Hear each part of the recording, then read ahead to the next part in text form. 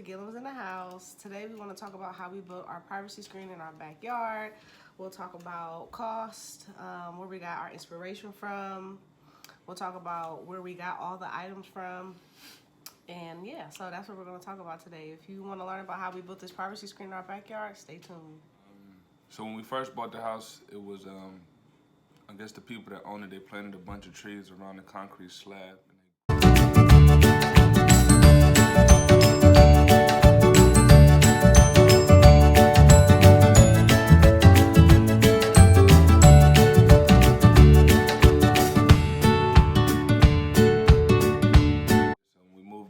One of the initial plans was to knock all the trees down, get rid of the tree stumps.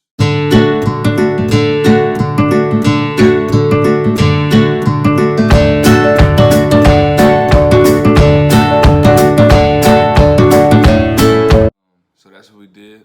We cut the trees down multiple times, and then we got rid of the tree stump. Had to rent a tree stump grinder from All-Star Rents. I think that probably was like $200, somewhere in between like $150 and $250 or somewhere for 24 hours.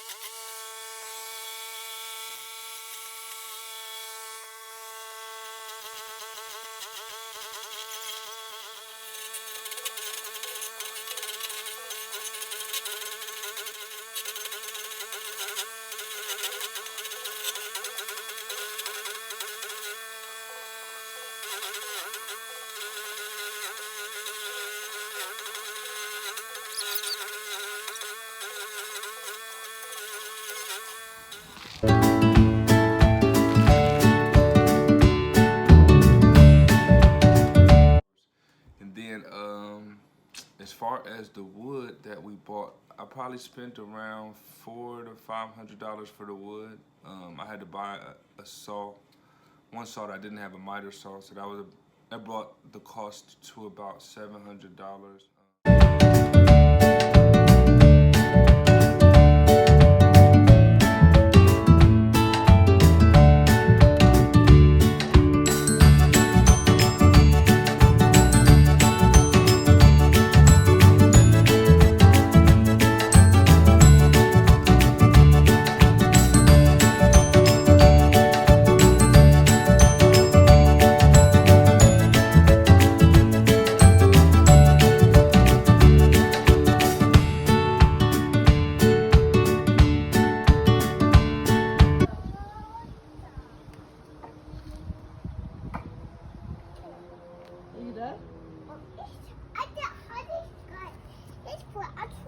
Okay, hit it with the hammer. Oh, no.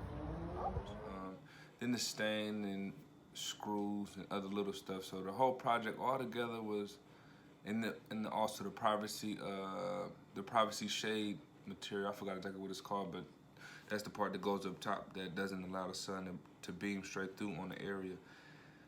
We got those at Costco. Yeah, for like about $40. Yeah, like 40 each, 30 or 40 each, and we got two of them. And then I got the lights from Walmart. They were like $20 a pack, and they were 34 yards. So I got two because it was like 50 yards. Yeah, so enough to plug in and hang from both sides. Pretty simple. It's a lot more that we want to do, but for starters, this is it's pretty cool. Everybody, all our family that's seen it, they liked it a lot. So it's pretty tight. As modern as possible.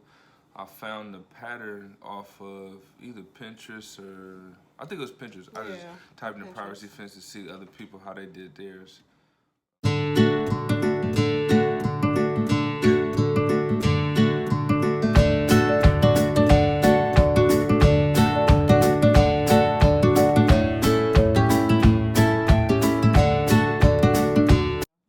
Also like landscape, so the mulch and the succulents we just got from Home Depot.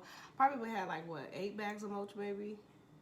Yeah, about 8 bags of mulch. Yeah, and I already had like the like what's that stuff, that mesh, lawn stuff, so like weeds don't grow through. Already had that for my garden. Weed blocker. Yeah, material. weed blocker. There we go. Already had that. That was probably like no more than $15. And then the succulents, those are like $6-7 each. And I just went ahead and grabbed a few of those. So it probably cost like $120 maybe for everything, if that.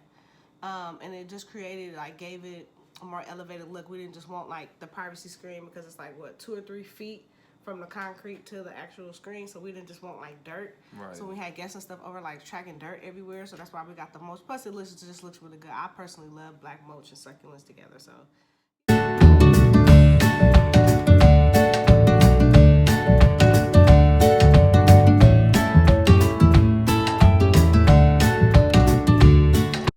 You want to talk about how you have put the post in, what you learned from using the foam? We did a lot of research on YouTube with the foam versus concrete for the post. So that was I messed up cool. a couple times, but that's what come with it.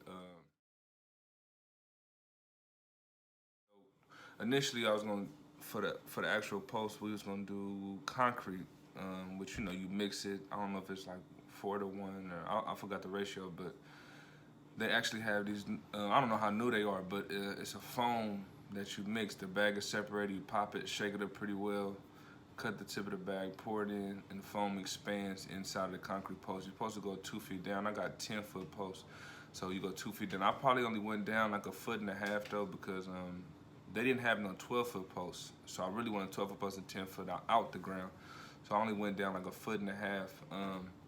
But yeah, you just got to make sure it's lined up properly, because if you don't, the foam is going to expand a lot. You got to make sure your the holes are wide enough and actually deep enough, because when the foam expands, it'll expand over the top. You can cut that with like a Sawzall or something, but you got to make sure it's right. The only good thing about the foam, if you do mess up, it's not that hard to get out. Like if you mess up with concrete, it's gonna take you forever in a day to take it out.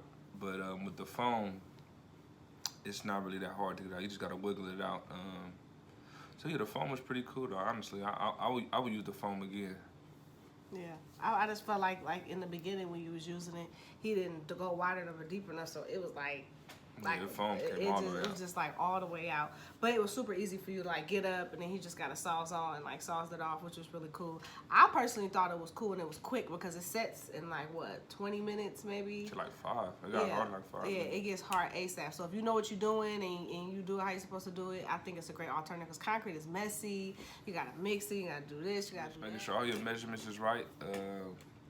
Testing your stainer on scrap pieces of wood to make sure it is what you want. We messed up on that part too. Yeah, I was very upset.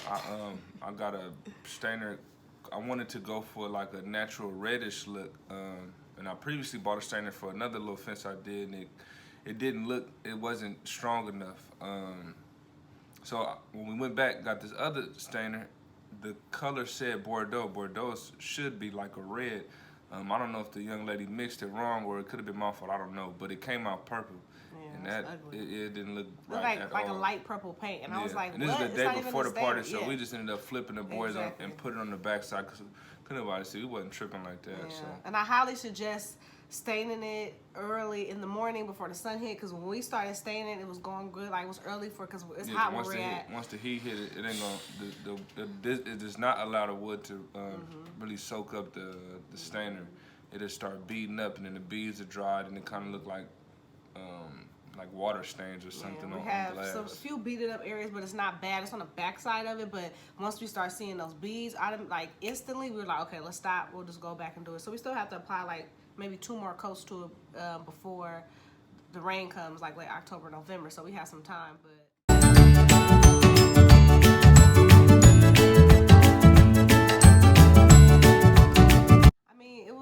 It was perfect. We went ahead and had guests over back there, and everybody enjoyed it, because on the back, the left side of our house is vacant because somebody owns it, and I don't think they want to do anything with it right now. And then the house behind us, we during the fall and winter months, all the trees lose the leaves, so you can like see straight over. So that's the main reason what inspired us to create the privacy fence more so. So like if we did just want to go out there, relax, or have gatherings, you don't have people all in, your backyard. Even though our backyard is really spacious, it's still, just create that privacy if you want to like barbecue out there in peace. So we really love it, and I'm really glad, and I'm happy how it came out.